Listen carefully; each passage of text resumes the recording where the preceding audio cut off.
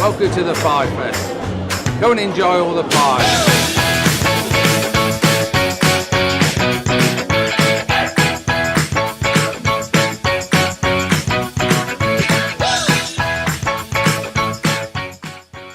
Hi, my name's Phil Ball from Phil Ball Wood Turning. Good way of hand raising the pastry for pork pies, traditionally made from cherry or fruit woods, come in various sizes. The process of turning takes about 45 minutes to an hour through all the different processes, the sanding and the oiling of the pot.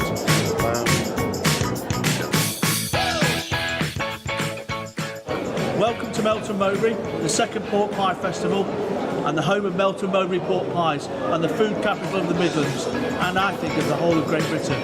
Delicious, Redden and Chutney, award-winning in 2012. Thank you.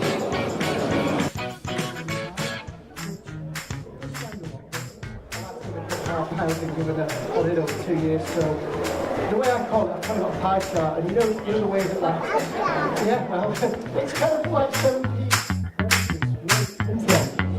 We're Piefest base, we're the head office in Hertfordshire, right?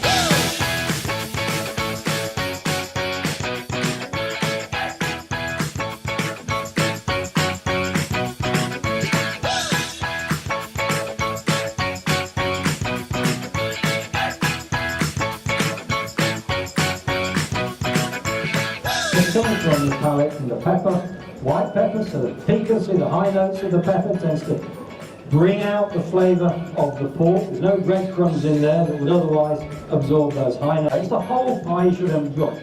You don't buy a pie, a pork pie, or Melton Mowbray pork pie, just to eat the meat and leave the pastry. You should enjoy all three together.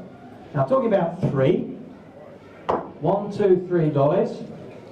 3 bits of pastry. You've all been so attentive and you've all been wide awake because you've been telling me and I've been asking you as we're going along. Right, who's come the furthest today? Anybody from Scotland? Anybody from Wales? Anybody's birthday today? Anybody's birthday this week? Yes? Yes? Is it the lady or the gentleman? You're going to be doing this when you got out of bed this morning. What's your name, sir? Jonathan. Jonathan, whereabouts do you live, Jonathan? Whereabouts you come from? I live in Leicester. In Leicester, so, well, you should be showing everybody the way home here. So, these are alcohol wipes, ladies and gentlemen. They're not for drinking, but we use them. They're very, very good for cleaning things out. I'm not quite sure where you might have been today, so there we go. Right, anybody else's birthday next week? No? Don't believe it. Anybody come from Cornwall? These aren't pasties, these are pies. Okay, who would like to make a pie? So we've got a young man there who's caught my eye. Would you like to come and join us? Yeah, jolly good. And we've got a gentleman there. We've got 3 men. We have a lady and 2 gentlemen. We've got 3 gentlemen here today. Give them all a round of applause, please. So what's your name?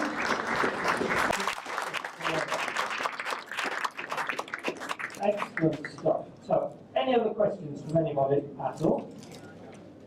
Or am I getting on live? So, Christian name and where are you from? John from Leicester. Well jellied, sorry, when the jelly comes up the side of the filling to the shoulder, as we call it, the shoulder of the pie. So in here, the jelly will come up here. If you put jelly right the way, so you move to day 10 and day 11, qualitatively, it's not at its best. So technically, it's not going to harm, if you keep it fridge, it's not going to harm you.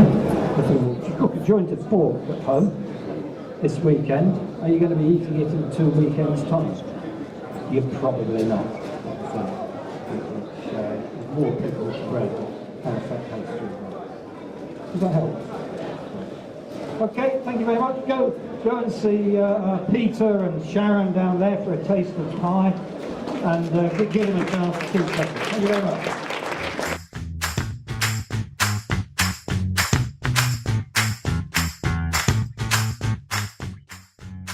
Cut out little triangles and make holes, so they almost look like slices of cheese, and they're really nice to serve at the end of a meal. And you can do sweet versions and have it with cream cheese, or you could do savoury ones as well.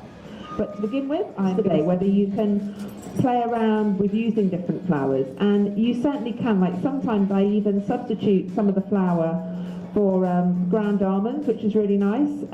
Even you can use a bit of spelt flour or rye flour. I would just say that maybe start taking out some of the normal flour and just keep building up the amount you have of the other ones to substitute, and just make sure that it doesn't affect the type of pastry too much. So that's 200 grams of plain flour, and then because it's a sweet short crust, I'm going to add 50 grams of icing sugar. Now you could use caster sugar, but because I'm going to be dusting the clouds at the end with icing sugar to make them look even whiter, it's just easier to just have one type of sugar. So I'm just going to have 50 grams in there, and then I'm going to sieve that into the bowl. And also, if you can, try and use as big a bowl as possible for making things like pastry and scones, because you're going to be breadcrumbing, and so you just sort of want to have as much sort of volume to be sort of like using your hands to get through it. You could use a Magimix to make pastry. I really would not judge you at all, and just use the pulse action. I think even Mary Berry's a fan of that way as well, but I just thought I'd do it all by hand here today. So pop that all in. And if you were doing, say, sort of, you wanted something was lovely coming into the autumn, you could even add some cinnamon or mixed spice or ginger into the base as well, which is really lovely. And then I'm going to be adding in 100 grams of butter. Now this isn't fridge cold, because you want to be able to sort of easily sort of like mix it into the flour without having your fingers too much of a workout. But equally you don't want it really, really warm. So this is sort of on the edge at the moment. It's not too cold, but equally it is quite soft. So I'm just going to go, actually it's not going to like that. I'm going to just see on here. So a bit more. My fingers are clean, promise. So yeah, that's 100 grams. Let's pop that behind me. And then, because it's already quite soft, you can just tear off bits of your finger like here, and then just start mixing it all together. So just sort of keep lifting it up, that's what I was saying. So yeah, you're just looking to sort of bring it to a breadcrumby texture. And I'm going to be adding some lemon zest into the jam, just to give it a bit more of a sort of extra citrus hit, and it also just helps cut through the sugariness. But also zesting in like an orange or lemon zest into pastry is really nice as well if you're making fruit pies. So just pop that through like so. So I think most of the clumps have come together. So do it like that, and then I'm going to be adding in a egg yolk, which is going to help bind it together. And the egg white we're going to be using to almost use like edible glue, so that will then help seal the pies and also give them a glaze at the top. So I'm just going to, in here, break in the egg white, and then we're going to use that later. And then the egg yolk I'm just going to put straight into the bowl. And then also I'm just going to add some vanilla extract, because again that just helps add a bit of extra flavour to the pastry. So I'm just going to pour a little bit of that on top of the yolk, and then just with my fingers just sort of breaking it up in there, and then just sort of start to mix up together. Now I might need to add a little bit of extra milk or water at this point, just to help sort of bring it together into a